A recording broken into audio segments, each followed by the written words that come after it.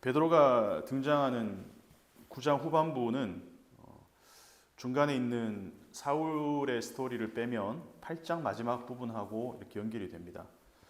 성령이 예루살렘 교회에 강력하게 임재하고 예수님 제자들은 이제 성령이 보내시는 곳마다 예루살렘에 박해가 있어서 사마리아로 보내고 또 다메섹으로 보내고 여러 도시로 이렇게 흩어지면서 그곳마다 성령께서 제자들을 통해서 많은 일들을 일으키고 다닙니다.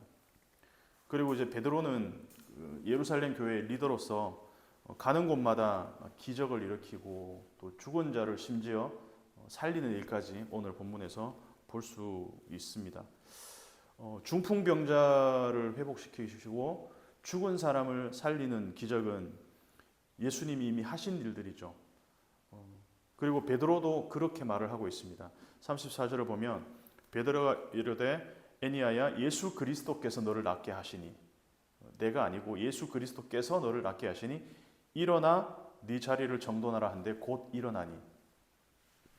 사도행전에서 가장 많이 나오는 표현 중에 하나가 일어나라라는 표현입니다.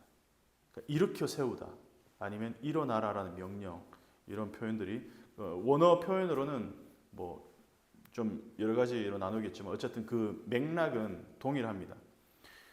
사도행전 2장 24절을 보면 하나님께서 예수를 죽음에서 일으켜 세웠다라고 표현하고 있습니다. 여기서도 베드로의 설교에서 나오는 부분입니다. 베드로가 이제 예루살렘에서 사람들에게 말씀을 전할 때 하나님께서 예수를 죽음 가운데서 일으켜 세우셨다. 그리고 2장 32절에서도 베드로가 하는 말입니다. 이 예수를 하나님이 일으켜 세우셨다. 한국 번역으로는 살리신지라 이렇게 나왔는데 일으켜 세우셨다는 말입니다. 똑같은 말입니다. This Jesus got raised up. 그리고 2장 24절에서도 God raised him up. Raise him up 이렇게 계속 쓰이고 있죠. 사도행전 2장의 이 설교를 베드로가 말하면서 이 예루살렘에서 베드로가 했던 설교의 핵심은 나사렛 예수님은 죽임을 당했지만 하나님은 자기 아들을 죽음 가운데 방치할 수가 없어서 죽음 가운데서 일으켜 세우셨다. 이게 핵심입니다. 그리고 베드로는 그 다음 장면에서 성전 미문에 앉아서 구걸하는 안전뱅이에게 얘기하죠. 베드로가 이르되 은과 금은 내게 없거니와 내게 있는 것으로 너에게 주노니 나사렛 예수 그리스도 이름으로 일어나 걸어라.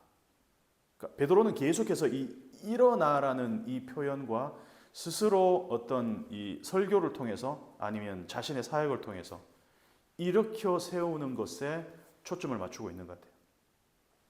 그리고 베드로가 솔로몬 행각에서 설교를 계속 이어나가는데 3장 22절을 보면 모세가 말하되 주 하나님이 너희를 위하여 너희 형제 가운데서 나 같은 선지자 하나를 일으켜 세울 것이니, 여기서도 같은 표현이 쓰여지고 있습니다.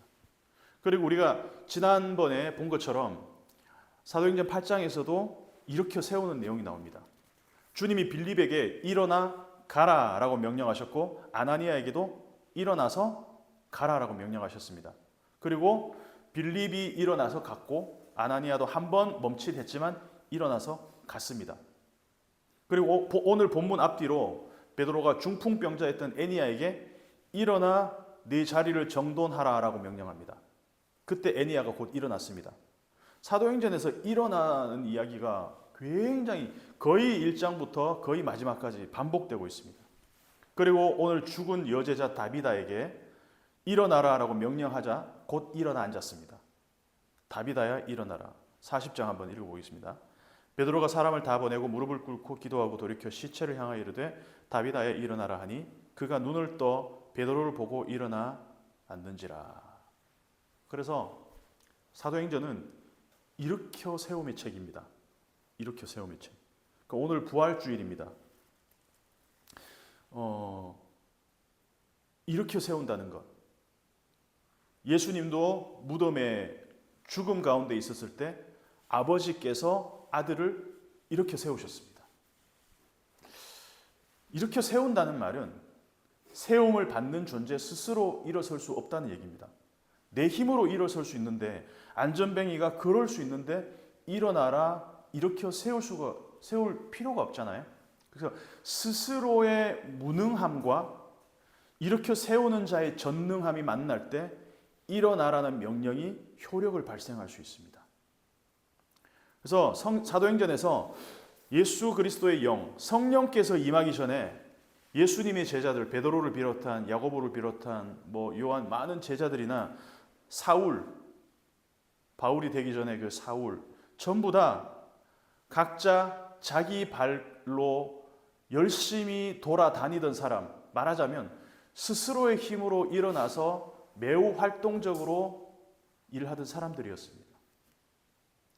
나름대로는 예수님을 열심히 따랐던 제자들이었고 또 나름대로는 결론적으로는 예수를 핍박했지만 스스로의 힘으로 걸어다니는데 그리고 행동하는 데 부족함이 없었던 사람입니다. 사도행전에 나오는 많은 사람들이. 그런데 이 사람들이 스스로 자신 있게 걸어 다닐 때보다 오히려 일으켜 세움을 경험한 이후에 주님의 일으켜 세움을 경험한 이후에 오히려 더 역동적인 성령의 사역들이 일어나기 시작하더라고요. 이게 굉장히 아이러니합니다. 그래서 제가 자발적 무능이라는 이 표현을 써봤는데 복음서에서 예수님은 수많은 병자들을 일으켜 세우셨죠.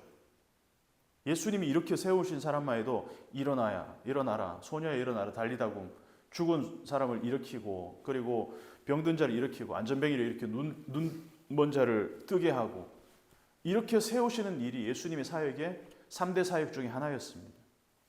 근데 정작 예수님 스스로는 자발적 무능, 최종적으로 예수님께서 넘지 못하셨던 그 관문이 뭐냐 하면 죽음이라는 문턱이라는 거죠. 이 죽음에서 예수님 스스로 무덤을 열고 나오신 게 아니라는 겁니다. 자, 사흘 후에 잘 잤다. 이제 일어나 볼까? 이러면서 약간 그 가수면 상태에서 일어나서 스스로 일어나서 무덤 문을 열고 나오신 게 아니라는 거예요. 아버지께서 아들을 이렇게 세우셨다는 겁니다. 그 말은 다시 말하면 아버지께서 아들을 이렇게 세우지 않으면 예수님은 그 무덤에 계속 머물러 있을 수밖에 없었다는 겁니다. 예수님이라면 죽음 가운데 스스로 힘으로 죽음을 극복할 수도 있을지 않았겠냐라는 것이죠. 그런데 예수님은 그런 존재로 이 땅에 오신 게 아니에요. 예수님이 이 땅에 죽음에 대해서 우리와 똑같이 무기력한 그 무능한 존재로 똑같은 인간으로 오셨습니다.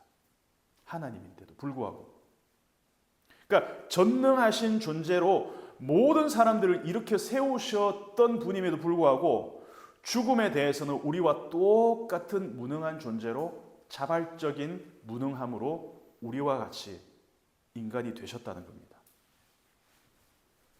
그 말은 다시 말해서 스스로 힘으로 죽음 가운데서 일어나서 무덤을 열고 나올 수 없고 아버지께서 나를 일으켜 주실 것이라는 이 완전한 신뢰가 있을 때에 그것을 믿고 기다려야 하는 그 자발적 무능의 상태로 기꺼이 들어가실 수 있었다라는 겁니다. 아버지께서 살리실 것이라는 그 믿음 외에 아무런 보장도 없었습니다. 아버지를 믿지 않으면 이 일이 일어날 수가 없었던 거죠.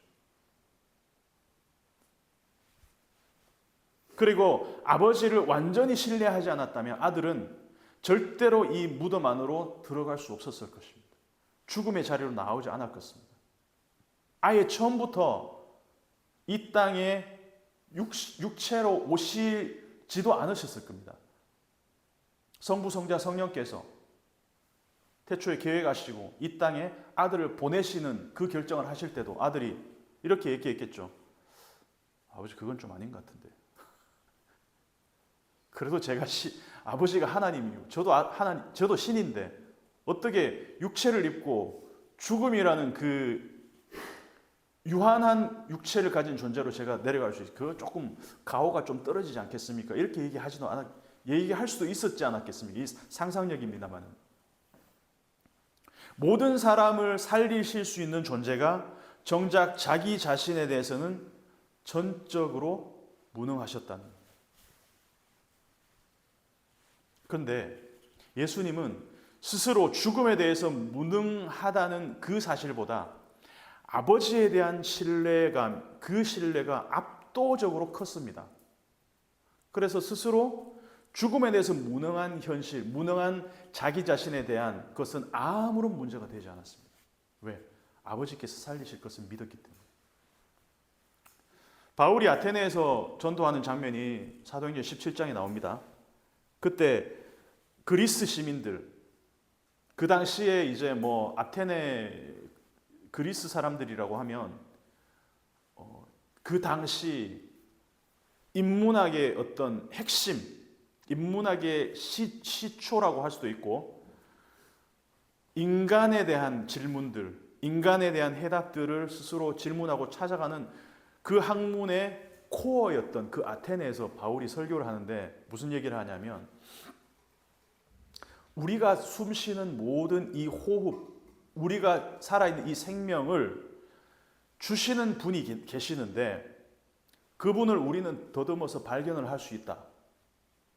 우리는 그분을 힘입어 살며 기동하며 존재한다, 이렇게 말합니다.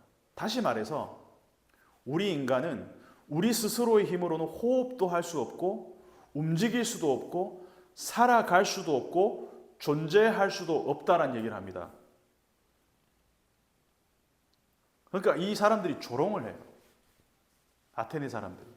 무지렁이들이 아니라 인간에 대한 이 이성과 인간의 이 학문을 극대화시켰던 사람들 가운데서 우리 인간은 이렇게 무능한 존재다라는 얘기를 하니까 얼마나 우스웠겠습니까? 그러니까 조롱을 했다는 겁니다. 그 인간 학문의 그 한복판, 그 코어 같은 아테네에서 인간은 무능한 존재, 그저 하나님이라는 어떤 전능한 존재에 의해서 움직이고 그분에 힘입어 살고 존재한다고 했으니 얼마나 바울의 말이 좀 우스웠겠습니까? 솔직히. 아, 인간이 그런 존재라고? 우리가 그런 존재밖에 안 된다고? 인간의 이상으로 얼마나 대단한 학문적 성과들을 이루어가고 있는데 우리 인간은 그 신적인 존재가 없이는 무능하기 짝이 없는 존재라고 하니 이게 씨알이나 먹혔겠냐라는 것이죠. 심지어 죽은 사람이 부활한다고 하니까 그야말로 아테네의 조롱거리가 되었다는 겁니다. 근데 우리는 처음부터 그런 존재였다라는 것을 성경은 우리에게 얘기하고 있습니다. 꾸준하게. 스스로 호흡할 수 없었고 주님이 숨을 불어넣어 주셔야 생명체가 될 수 있었다라는 이야기를 창세기 처음부터 하고 있습니다. 여호와 하나님이 땅의 흙으로 사람을 지으시고 생기를 그 코에 불어 넣으시니 사람이 생명이 되니라, 이렇게 나오고 있습니다.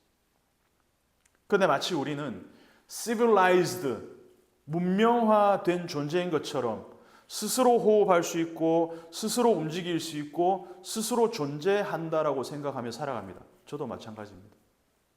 근데 이 부활절에, 부활주일에 우리는 주님조차도 스스로의 힘으로 다시 생명을 얻고 부활하지 못했다는 것을 기억해야 됩니다.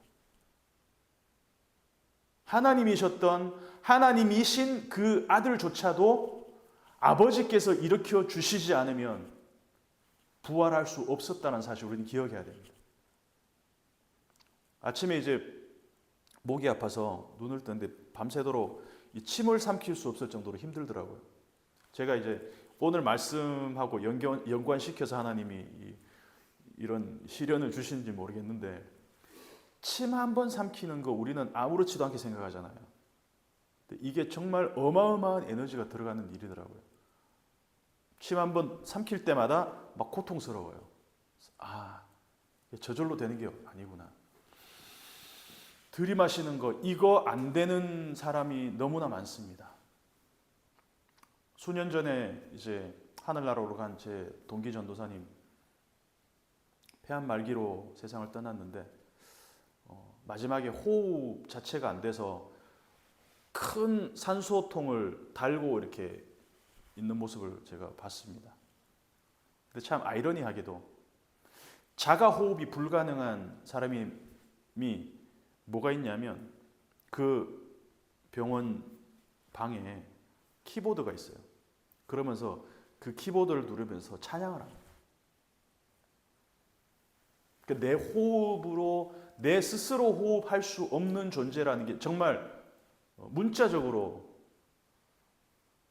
그 장면을 제가 아직도 기억이 나는데, 스스로 호흡할 수 없지만 호흡을 주시는 하나님에 의해서 살아갈 수밖에 없는 그 한 사람의 그 찬양이 그 공간에서 함께 예배드리는 사람들에게 너무나도 많은 울림이 돼서 아직까지 기억이 납니다.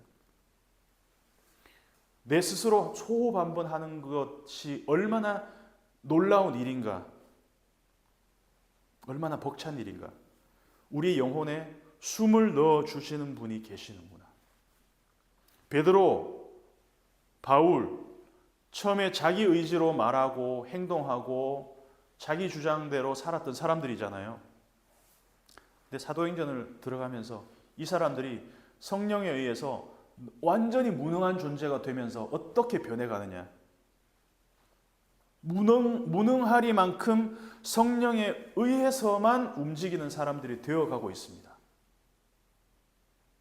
위협과 살기의 호흡을 들이쉬고 내쉬던 그 사울의 호흡이 성령의 호흡으로 호흡하기 시작할 때 교회가 세워지기 시작합니다. 교회를 핍박하던 사람이, 자기 호흡으로 교회를 핍박하던 사람이 성령의 호흡으로 교회를 세워가기 시작합니다.